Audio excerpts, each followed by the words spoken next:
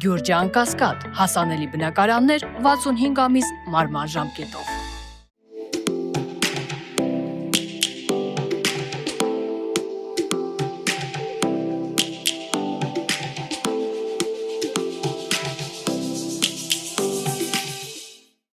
Բարև ձեզ, Փաստինֆոյի եթերում հարցազրույցն է, տաղավարում ես այսօր զրուցել եմ նորաստեղծ ՄԱՍԿ կուսակցության փոխնախագահ ազգային ժողովի անկախ պատգամավոր Հակոբ Ասլանյանի հետ։ Պարոն Ասլանյան, բարև ձեզ։ Բարև ձեզ։ Շնորհակալ եմ իմ հրավերն ընդունելու համար։ Ես էլ շնորհակալ եմ հրավերի համար։ Պարոն Ասլանյան, անցնող շաբաթ իշխող թիմը ձեր նախկին գործընկերները անձեռնմխելիություն զրկեցին ձեր ընկերոջը Հովիկ Ղազարյանին, դուք համաձայնել եք այն տեսակետի հետ, որ նրա նկատմամբ քաղաքական ճնշումներ են իրականացվում, ինչ ունեք ասելու ձեր թիմակիցներին նախկին։ Նախկին թիմակիցներին։ Այո, նախկին ԿՊ-ին։ Գիտեք, դժվար է այսօր միանգամից ասել, թե ես ինչ կասեի։ Ես ոչ թե թիմակիցներին կդիմեի, այլ կդիմեի ընդհանրապես մարդկանց, մարդիկ, մարդ եղեք։ Հիմա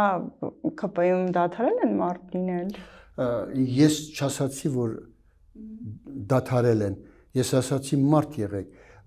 դրա տակ շատ բան է թաքնված։ Օրինակ, երբեմն լինում են բաներ, որ մարդը այսօր համարում է ճիշտ, չգիտակցելով, որ վաղը դա կարող է սխալ լինել, իսկ վաղը չեմիսօր արդեն հանցանք, այնպես որ դժվար է, իրենց համար էլ էր դժվար, բայց երբ դու դեմ ես առնում դժվարության, դու պետք է շատ մեծ լրջախոհություն ցուցաբերես, հասկանալու համար քո արածը իրականում ինչ է։ Այո, այսօր գուցե դա ճիշտ է, իսկ վաղը չեմիսօր։ Հիմա նախկինում ձեր արածը, օրինակ, զորօրինակ, պարոն Ասլանյան, երբ բժիշկ Չարչյանին էիք անձեռնմխելիություն զրկում, դուք այն ժամանակ ԿՊ պատգամավոր էիք, եւ այս մասին նաեւ այս ընթացքում, երբ որ քննարկումներն ընթանում էր, այդ մասին խոսվեց, այդ հիշեցվեց պարոն Ղազարյանին։ Հիմա երբ հետահայաց նայում եք, դա ճիշտ որոշում էր, դա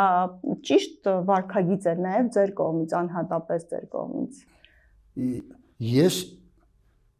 պատասխանատու եմ իմ արածների ու ասածների համար։ Քանի որ տեղը եկել է, Չարչյանից սկսենք, գանք հասնենք մինչև երեկվա եւ Տարոն Մարգարյանի հետ կապված։ Այո, նաեւ այդ առումով կա ձեր նկատմամբ քննադատություն։ Ես կխնդրեի, որ սրանք նույն հարթության վրա չդնեք։ Ինչու՞։ Որովհետեւ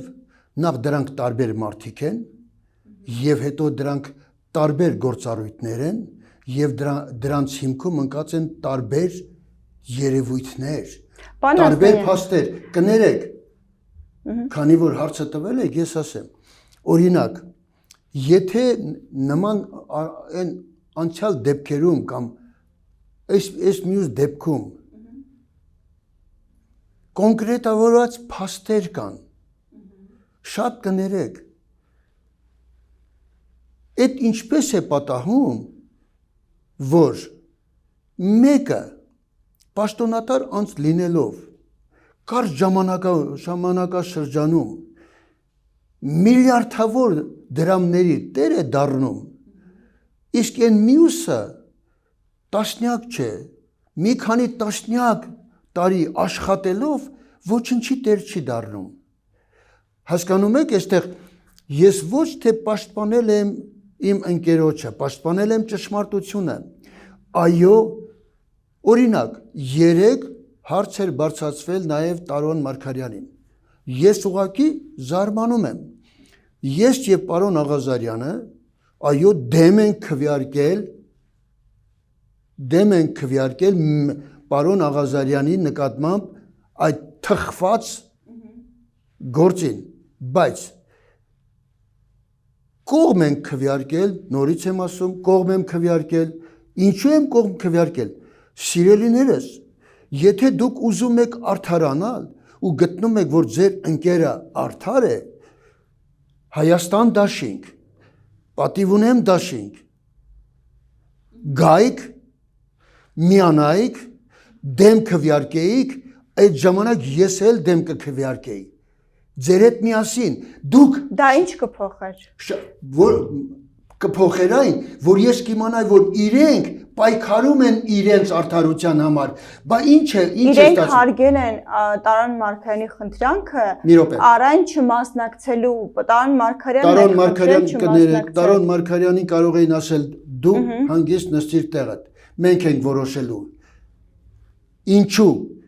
մենք պետք է պայքարենք, այսպեսի մի խոսք ասում է, երբ դու պայքարում ես, դու կարող ես պարտվել, երբ դու չես պայքարում, դու արդեն պարտված ես, անձամբ ես հստակ հայտարարում եմ, եթե ես տեսնեի, որ այնտեղ իրենք եկել էին պայքարում էին, այո ես կողմ կքվեարկեի իրենց, այսինքն դեմ կքվեարկեի, բայց ինչու պետք է իրենք իրենց համար հանգիստ նստեն, առաջնագծում թողնեն Աղազարյանին ու Ասլանյանին, որպեսզի նրանք դեմ քվեարկեն, ինչու Կարող եք չքվեարկել պարզապես, Ինչպես? Կարող եք չքվեարկել, ինչպես որ վարվեցին մյուս խմբակցությունները։ Մի րոպե, նրանք չեկան քվեարկության, իսկ քվեարկության թերթիկը իսկապես այնպես էր սարքված, որ նույն թերթիկի վրա էր, եթե ես չքվեարկեի այն մյուսին, ուրեմն այդ քվեաթերթիկը անվավեր կհամարվեր, այսինքն իմ քվեարկությունը, որ ես հակառակ պնդում եմ, որ Աղազարյանը մեղավոր չէ, դուրս կգա, որ ես անվավեր դարձրեցի, ուրիշ բան, եթե դուք մեղադրեք, որ իշխանություններ, ինչու եք նույն թերթիկի մեջ երկու անունն էլ գրել։ Պարոն Ասլանյան, ամեն դեպքում դուք ունեք համոզմունք, որ, այսինքն ձեր քվեարկությունը նաև ձեր համոզմունքների մասին է։ Միանշանակ։ Անպայման։ Ես գտնում եմ, որ իսկապես պետք է պարզել, թե պարոն Տարոն Մարգարյանը այդքան կարողությունները, այդքան կարճ ժամանակահատվածում ինչպես կարողացավ ունենալ, երբ ես 71 տարեկան մարդ եմ, 55 տարի աշխատել եմ, դեռ սովետական շրջանից, ես այսօր ընդամենը սովետական շրջանից ստացած 3 սենյականոց բնակարանում եմ ապրում։ Պարոն Ասլանյան, 7 տարին բավարար չէր պարզելու համար, որովհետև քրեական գործը, որով նորից այդ հարցը արդեն ինձ չի վերաբերվում։ Այդ հարցը արդեն իմ կոմպետենցիայի մեջ չէ։ Այդ հարցը արդեն տվեք արդարադատությանը, տվեք իշխանություններին։ Պետք է դատախազին տալ այդ հարցը եւ պարզել ի վերջո ինչպես է ստացվում, որ նույն գործը վերավորակվում եւ բերում են։ Ըստ էության այն մասին, որ ես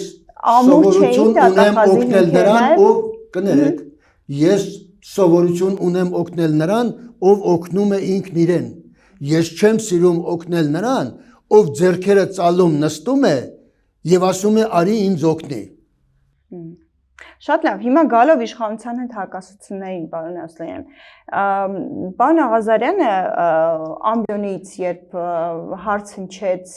ամենալավ իշխանության մասին, իր միտքը մեջ բերվեց, ասաց, որ այո, ժամանակին լավագույն իշխանություն էին, հիմա դարձել են ամենավատը, եւ ամենավատն են դարձել, որովհետեւ իր նկատմամբ են անում այն, ինչ անում են։ Հիմա ես ուզում եմ հասկանալ, չի ասել ամենավատն է, որտեղ իմ նկատմամբ են անում։ Միտքը մոտավորապես այդպես Միտքը այդպես չէր։ Ես կբացատրեմ։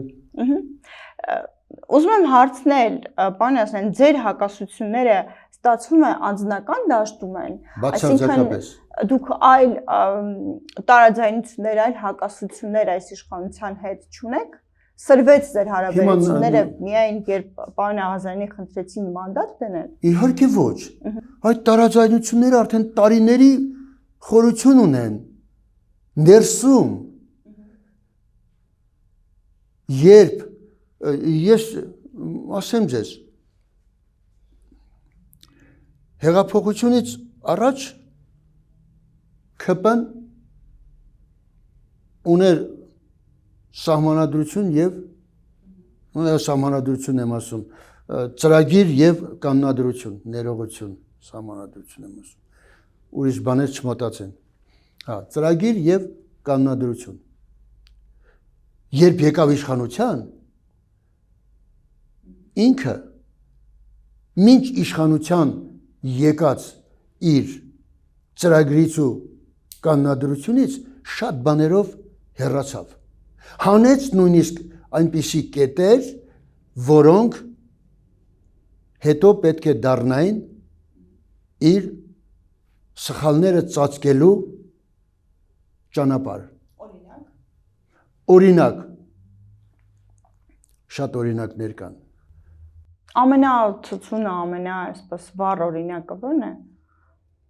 Կամ որին դուք եք ամենաշատը դեմ եղել։ Օրինակ նախատեսվում էր ու առաջարկվում էր, որ պետք է լինի քաղխորհուրդ։ Վարչությունից բացի պետք է լինի քաղխորհուրդ, որը եռակի ավելի շատ պետք է լինի, որպեսզի կարողանա վերահսկել եւ վարչությանը եւ կուսակցության գործունեությանը։ Ինչ հիմնավորմամբ հանվեց ու դուք ինչու եք դեմ։ Ինչպես։ Ինչ հիմնավորմամբ հանվեց եւ դուք ինչու եք դեմ։ Մեզ չարծրեցին։ Իմիջիայլոց այդ գաղափարների առաջարկողներից մեկն էլ ես էի, որ պետք է լինի, բայց հանվելը ինձանից չէր կախված, հանվելը իրենցից էր։ Դրա համար էլ ասեմ ձեզ, իրենցից ու Նիկոլ Փաշինյանից, երբ որ վարչություն առաջին ընտրվում էր հեղափոխությունից հետո, ես մասնակցեցի վարչության ընտրություններին, բայց երկրորդ ընտրություններին 3 տարի առաջ ես չմասնակցեցի, ես ուղղակի ասացի, ես չեմ մասնակցելու, որովհետև կեղծիքով է գնում։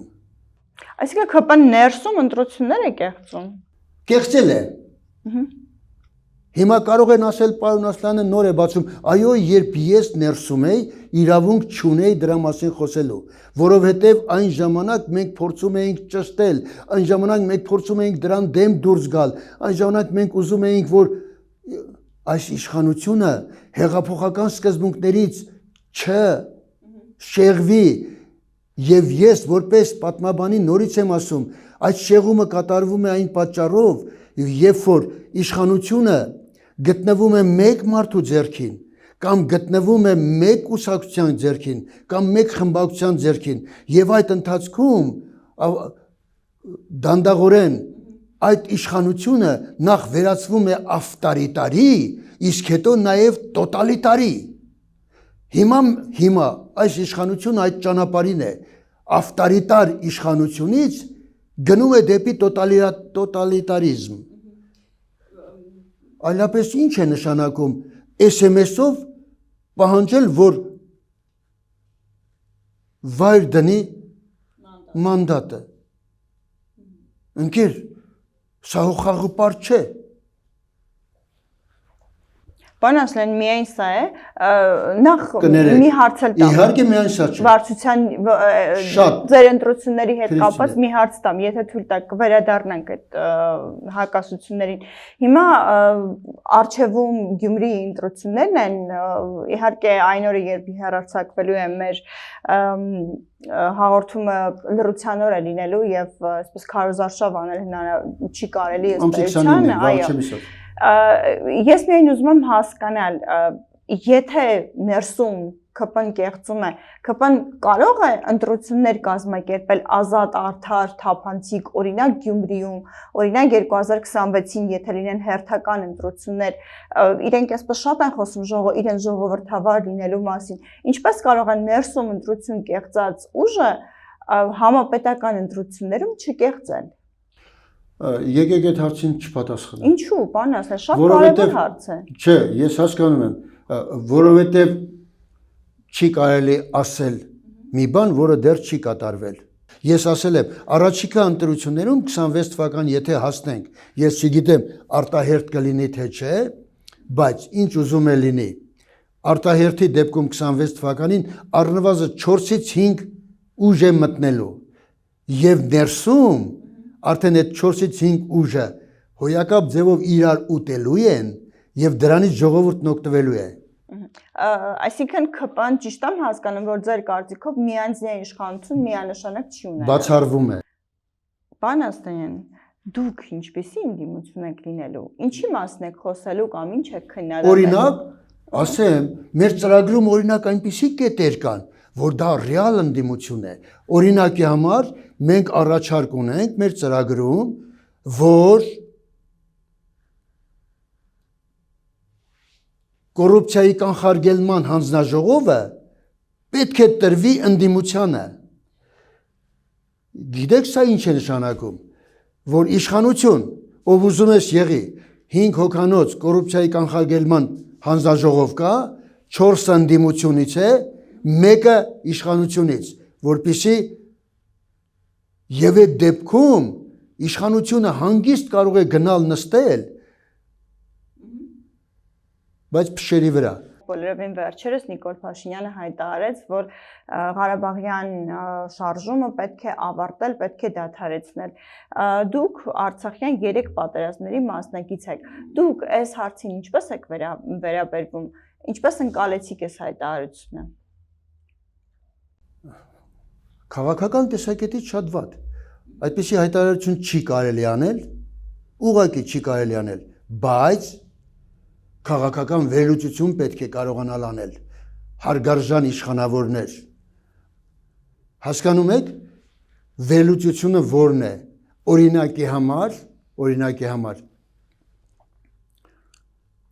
որպեսզի ճիշտ քաղաքականություն վարես, պետք է դու հասկանաս, ասենք, Հարավային Կովկասն է։ Ովքեր են այստեղ խաղացողները։ Ռուսաստանը, Թուրքիան, Եվրոպան, Ամերիկան, ամենագլխավորները։ Ճիշտ է թե ոչ։ Դե եկեք վերլուծենք սրանցից յուրաքանչյուրը ինչ է հետապնդում։ Ռուսաստանը հետապնդում է, որ մենք մնանք ստրուկ։ Դա ձեր գնահատականն է։ Իմ գնահատականն է, որովհետև վերջին 300 տարվա մեջ Ռուսաստանը դա է արել։ Իսկ կա ինչ-որ ուժ, որ ուզում է, որ մենք ազատ լինենք։ Մի րոպե։ Թուրքիան ուզում է, որ մենք ոչնչանանք։ Խոսքս Թուրքիա-Ադրբեջանի մասին է։ Եվրոպան ուզում է, որ մենք ընկերանանք։ Ամերիկան ցանկություն ունի մեզ երեխու պես պահելու։ Այսինքն ինչ ասի անենք։ Հիմա այս դրության մեջ պետք է մենք հասկանանք, թե առաջի հերթին որն է կարևորը։ Ես անձամբ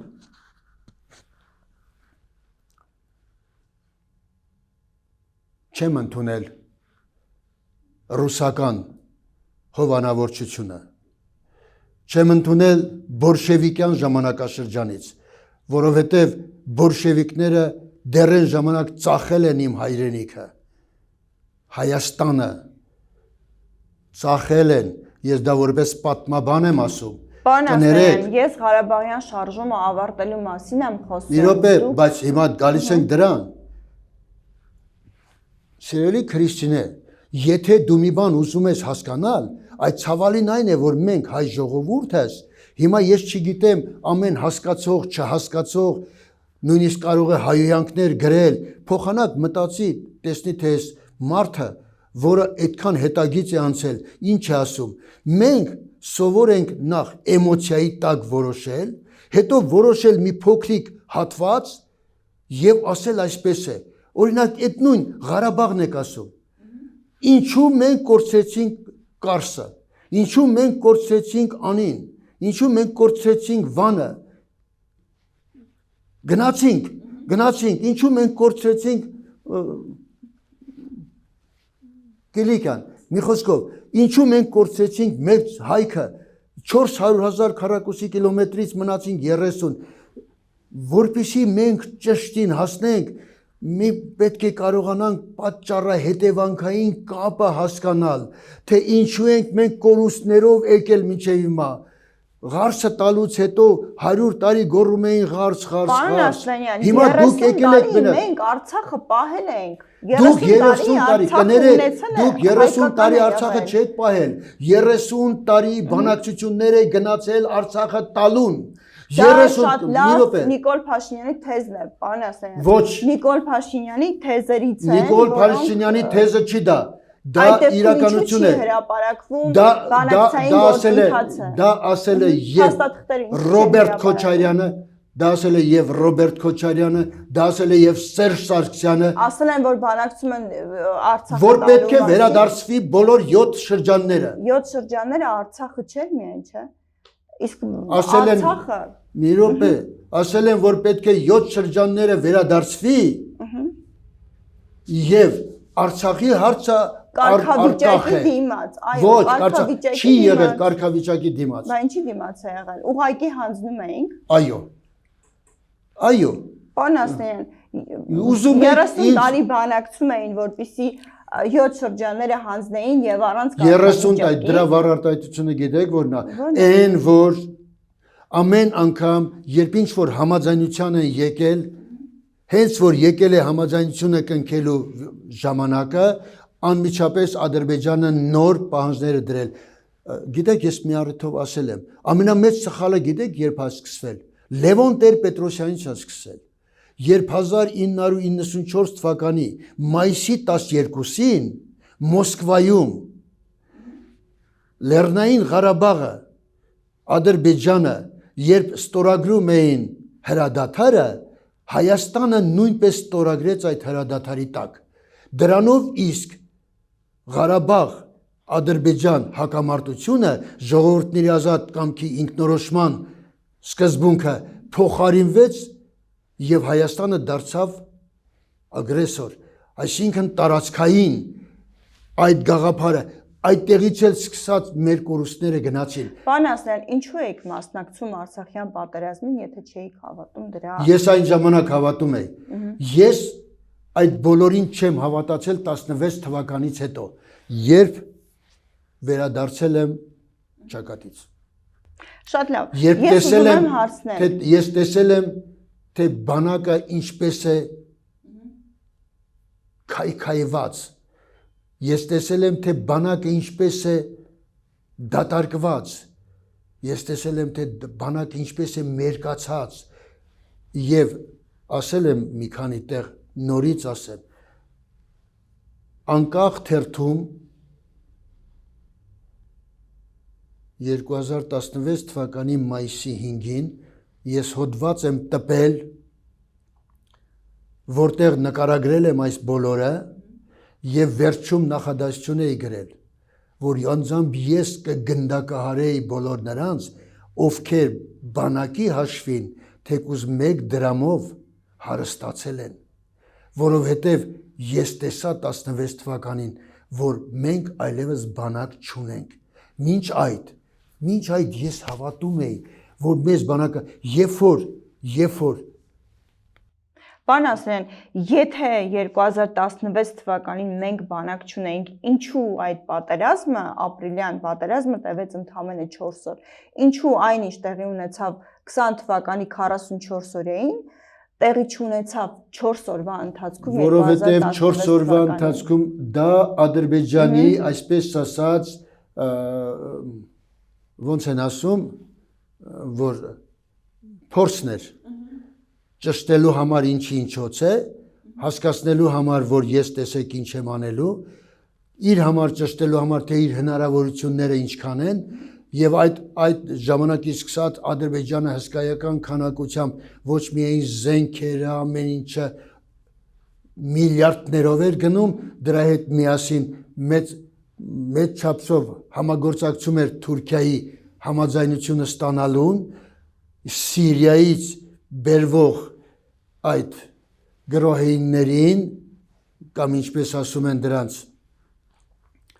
նկատի ունենք 44 օրերի ժամանակ։ Այո։ Պետք է պատերազմը սկսվեց այն ժամանակ, երբ Ադրբեջանը 100%-ով համոզված էր, որ այլևս իր դեմ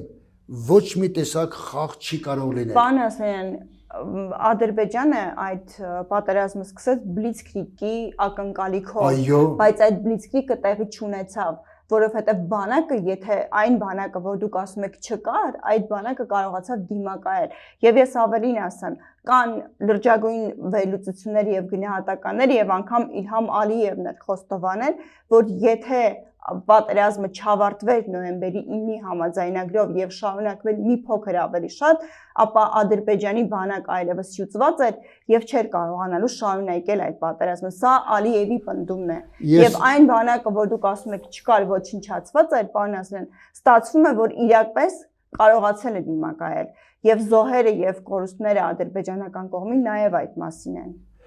Ուրեմն եկեք մեկ միշտ ճշտենք։ Այդ բոլորը տեղի է ունեցել մեր զինվորի քաջության շնորհիվ, երբ զինվորը մահվան դեմ առ դեմ կանգնել է, փրկելով իր պետությունը, իր ընկերներին, ես չեմ ուզում դրա մեջ շատ ավելին ասել, գիտեք, այո, եթե վերցնեինք միայն տեխնիկայով, ուրիշ է, բայց ադրբեջանցին մեկը միշտ գիտի, որ հայ զինվորի հոգին ուրիշ է, մեր պատմությունից վերցրեք, այդ ոնց է լինում, որ այ որ դուք ասում եք, մենք բանակ չունեինք։ Ես չեմ ասում, դա դուք եք ասում։ Չէ, ես ասում եմ, մենք բանակ չունեինք, բայց Անդրանիկը ուներ ընդամենը 60 զինվոր, եւ այդ 60 զինվորը 27 օր Մշո Արաքելոց վանքում 6000 թուրքի դեմ կռվում էր։ Դա չի նշանակում, որ մենք բանակ ունեինք ու կռվում էինք։ Կռվում են անհատները։ Մեր զինվորը եղել է իսկապես բոլոր ինչ ասեմ դրա դեմ, ես տեսել եմ դա, եկեք չխոսենք դրա մասին։ Թուրքին ադրբեջանցուն կանգնեցրել է մեր զինվորի անձնազոհությունը, հերոսությունը եւ ոչ թե բանակի կարողությունները։ Շատ լավ։ Պարոն Ասլան, 2020 թվականի նոյեմբերի 9-ին, երբ ստորագրվում էր համաձայնագիրը խաղաղության, Նիկոլ Փաշինյանն Ալմա-Աթայի մասին չգիտեր։ Ինչու միայն 2022 թվականին էր պետք գնալ Պրահա եւ ճանաչել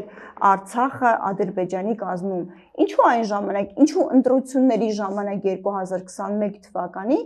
չասվեց, որ գիտեք մենք հրաժարվելու ենք, մենք ավարտելու ենք Ղարաբաղյան պատերազմը եւ ըստ Ղարաբաղյան պատերազմը չէ, Ղարաբաղյան շարժումը եւ ըստ էության դադարեցնելու ենք Ղարաբաղի մասին մտածել։ Ինչու այն ժամանակ չհանձնվեց։ Ես հավերին ուրիշ տեսակ կասեի։ Ես դրան չեմ ուզում պատասխանել, բայց ես ուրիշ բան կասեի։ Իմ մոտեցումը։ Ես արտաքին գործոց նախարարին մի առիթով փակ քննարկման ժամանակ, սա պետական գաղտնիք չէ արդեն։ Իմ հանդիպումները կամ խոսույթները եւ դա իմ կարծիքն է։ Ես այսպիսի մի հարց եմ տվել։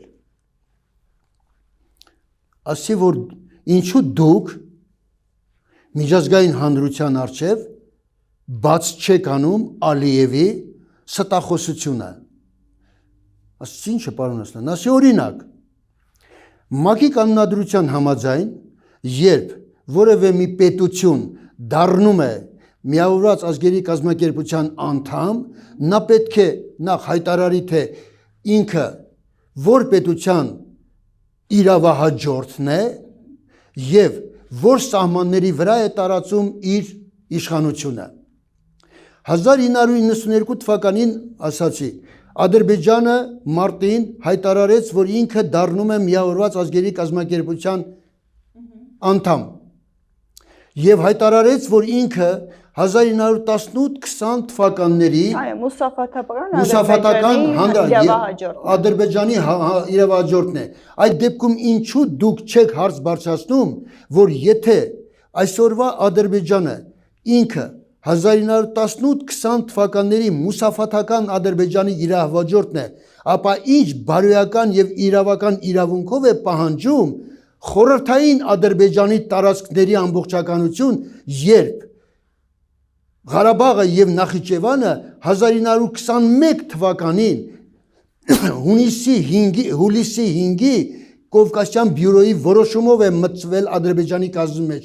Ինչ ասեց, պարոն Աշտան, բա դրա ժամանակն է հիմա խոսելու։ Արադ Միրզոյանն ասաց։ Այո։ Էլ ուրիշ բան չունեմ ասելու։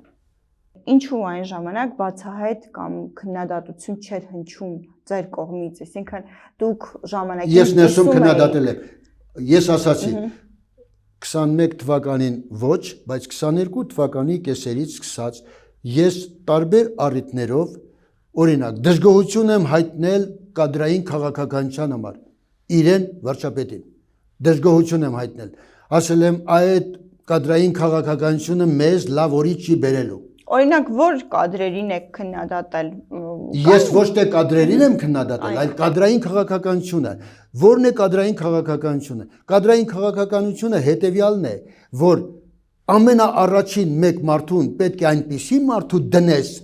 որը իրենից հետո ամբողջ շարանը կճշտի եւ դա կշահի դրանց կշահի երկիրը, դրանց կշահի պետությունը։ 1940 թվականի մայիսի 10-ին Չերչիլը դարձավ պատերազմի ծանր պայմաններում Անգլիայի համար։ Չերչիլը դարձավ Անգլիայի պրեմիեր մինիստր։ Նրա մոտ բերեցին մեկին, ասեցին միստր Չերչիլ այս անձնավորությունը վերցրեք իշխանության մեջ ասեց իսկ նա որքանով կարող է տեսնել Անգլիան ասեցին հեռատես քաղաքագետ է 10-15 տարով կարող է կանխատեսել ասեց գնացեք չեմ ուզում ես ուզում եմ մարդիկ ովքեր Անգլիան կտեսնել 50-ից 100 տարի հետո իսկական ղեկավարը պետք է լինի այնպիսին որ կարողանա տեսնել մարդկանց մեջ այն կարողությունները, որոնք իսկապես կնպաստեն երկրի եւ պետության, ոչ թե իշխանության, այլ երկրի ու պետության զարգացմանը։ Նիկոլ Փաշինյանը այն իշխանության ղեկավարն է կամ այն ղեկավարն է երկրի, ով տեսնում է Հայաստանը 50 կամ 100 տարի հետո։ Օրինակ ինքը ծրագիր էր առաջարկում, թե ինչպիսին պետք է լինի 2050 թվականին Հայաստանը։ Ոչ։ Եթե դու ասում ես ինչպիսին պետք է լինի Հայաստանը 2050 թվականին, ապա 6 տարվա ընթացքում դու պետք է կարողանաս ասել, այդ 50 տարվա մեջ յուրաքանչյուր 5 տարին մեկ դու ուր ես հասնելու եւ ինչ ձևով ես հասնելու, որպեսզի ապացույց ունենաս, ոչ թե ասես, սպասեք 49 տարի, հետո 50 տարի, 50-րդ տարին կասեն, վայ, գիտեք, չստացվեց։ Ինչ շատ է բարկացրել վարչապետի ասած դպրոցը պետք է մարդուն սովորեցնի լավ ապրել։ Դա Աննա Հակոբյանն էլ շարժում է սկսել, կրթվել է նորաձև է, կրթում է հասարակությանը։ Երկուսն էլ բանի պիտանի չեն, որովհետև դպրոցը ոչ թե պետք է սովորեցնի մարդուն լավ ապրել, այլ դպրոցը պետք է սովորեցնի ճիշտ ապրել, որովհետև այսօր եթե դպրոցը շարժվենք այս սկզբունքով, որ դպրոցը պետք է սովորեցնի լավ ապրել, գողերը, ավազակները նույնպես լավ են ապրում, թալանչիները, կաշառակերները լավ են ապրում, ուրեմն լավ ապրողները, իսկ ճիշտ ապրողները, ժամանակին մի հետաքրքիր խոսք է ես ստեղծում, ասում է օրինակ Ամերիկայում մի խոսք կա, ասում են, եթե խելացի ես ինչու ես աղքատ, ասում է սովետական շրջանում, պետք է ճիշտ հակառակն ասել, որ եթե աղքատ ես, հաստատ խելացի ես, որովհետև եթե խելացի ես, չես գողանում, բարոյական ես, օրինակ, փոխանակ այդ բառն ասելու վարչապետը,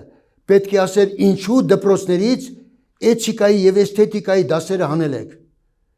Ճապոնացիները մինչև 4-րդ դասարանը երեխային մարդ դառնալն են սովորեցնում։ Ոչ թվանշան են դնում, ոչ ուրիշ բան են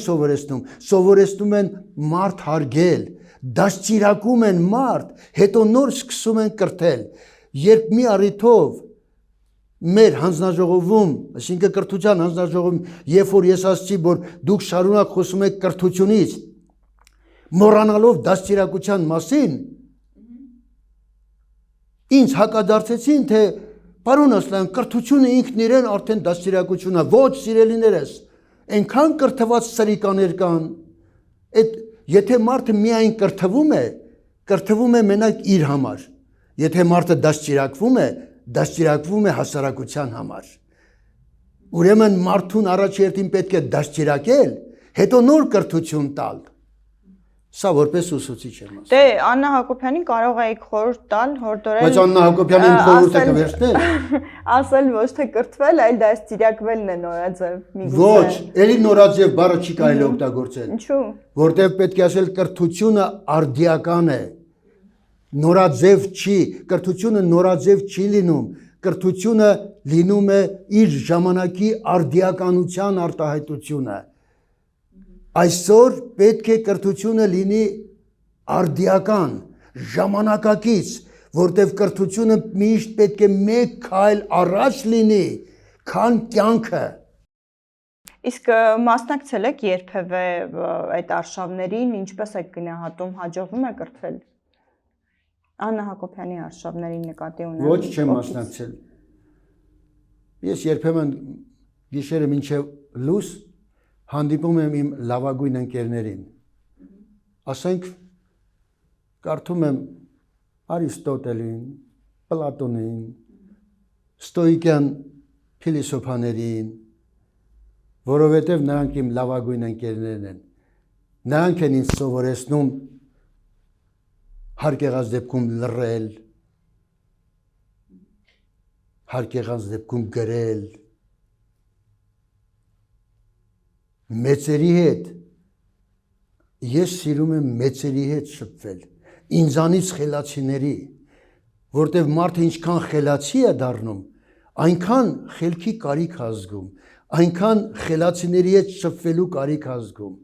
ինչքան կարդում ես, մի առիթով ես ասել եմ, որ աշխարհում միակ բանը, որ կա, որ ինչքան օգտագործում ես չի պակասում, դա խելքն է։ Մնացած ինչ ուզում ես օգտագործի, պակասում է։ Շնորհակալ եմ, պարոն։ Խնդրեմ։ Հիշեցնեմ, զրուցում էի անկախ պատգամավոր Հակոբ Ասլանյանի հետ։ Շնորհակալություն ուշադրության համար։